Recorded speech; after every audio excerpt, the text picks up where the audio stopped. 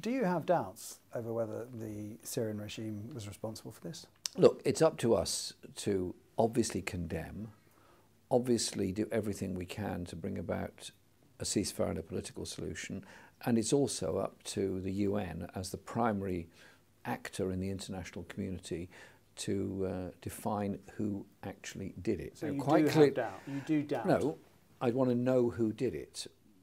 And well, when you French find President Emmanuel Macron says he has proof that it was the Well, Syrian if he has proof, then he must bring it forward, and I'm sure he will. If there is proof the regime did it, then the regime must be held responsible.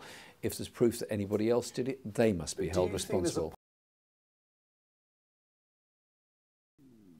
I think you have to be sure of where you are first. You then have to ensure there's a process for the removal of those weapons, and using all the 12 countries that are now involved in the war in Syria, using all of them to put that pressure on the Syrian government to make a ceasefire and remove those weapons. The danger at the moment is if we go in with targeted or massive bombardment, further civilians will die, further chaos will be caused, and the war will escalate still further. This is a time, surely, when we have to use all the authority we have to prevent a continuation and escalation of the war.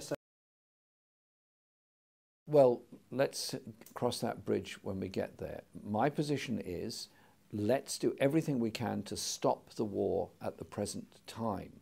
An escalation of the war is in nobody's interests. Too many, hundreds of thousands of wholly innocent civilians have been killed in this war. Millions are now in exile.